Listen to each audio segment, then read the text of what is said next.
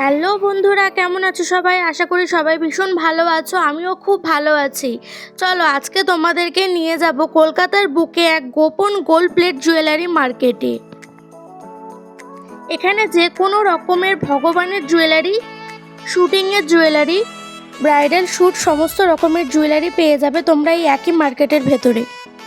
প্রথমে Girish park metro স্টেশনে আমরা নামলাম। 2 নম্বর গেট থেকে বেরিয়ে সোজা সোজা হাঁটছি। প্রথম বাঁ হাতের একটা গলি ফেলে সেকেন্ড যে গলিটা পড়ছে ওই গলি থেকে আমরা সোজা যাব।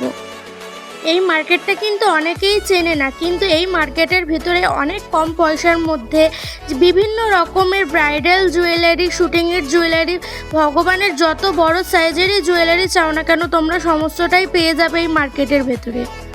এখানে প্রচুর রকমের ডিজাইন তোমরা অ্যাভেলেবেল পেয়ে যাবে সব সময়তেই, কিন্তু তাও যদি তোমাদের ডিজাইন পছন্দ না হয় এখানে কিন্তু যে কোনো রকমের ডিজাইনের অর্ডার নিয়ে সেরকম গয়না বানিয়ে দেওয়া হয়।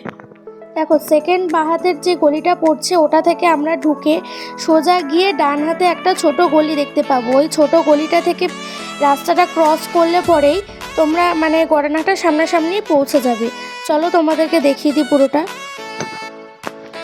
এই জায়গাটায় দেখো, এই জায়গাটায় বিভিন্ন রকম পুজোর সময় যে সমস্ত মডেল দিয়ে সাজানো হয় ঠাকুরের পেছনে, এবং ঠাকুরের বিভিন্ন ব্যান্ডেলের মধ্যে যে সমস্ত ডিজাইনের মডেলগুলো রাখা হয় সেই সমস্ত জিনিসগুলো এখানে তৈরি করা হয়।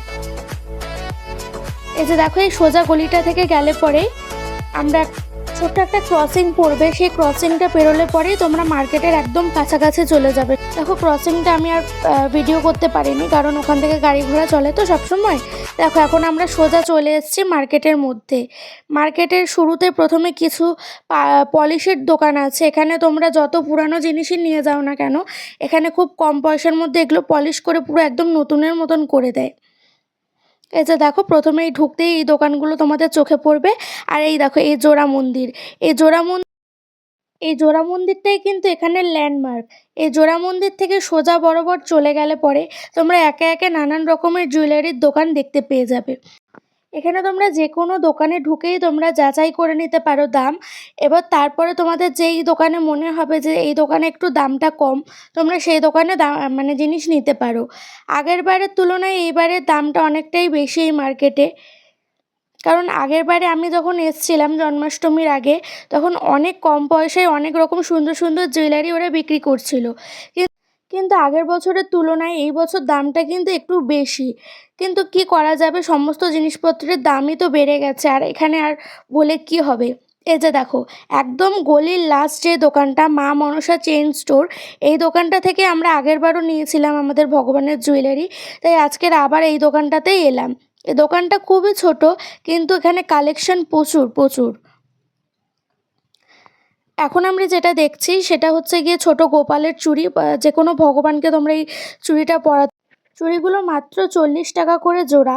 আর দেখো দোকানটার এইটুখানি দোকানের ভিতরে এত সুন্দর চোখ ধাঁধানো গয়না, কোনটা ছেড়ে কোনটার দিকে তাকাবো। এই সমস্ত গয়নাই ভগবানের সাজানোর জন্য ইউজ করা হয় দেখো তোমরা, অথবা তোমরা ব্রাইডাল মেকওভার যে শ্যুটিংগুলো থাকে সেখানেও কিন্তু এই গয়নাগুলো ইউজ করা হয়।